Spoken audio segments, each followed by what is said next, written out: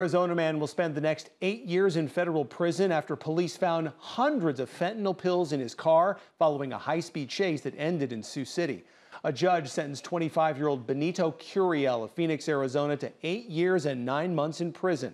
That's after he pleaded guilty in March to possession with the intent to distribute fentanyl. Curiel was arrested in May of 2023 following a high-speed chase that started in South Sioux City and then crossed over in state lines into Iowa. Police used stop sticks to flatten 2 tires on the car, which eventually crashed into a retaining wall. When Curiel was arrested, police found more than 400 fentanyl pills in his pocket.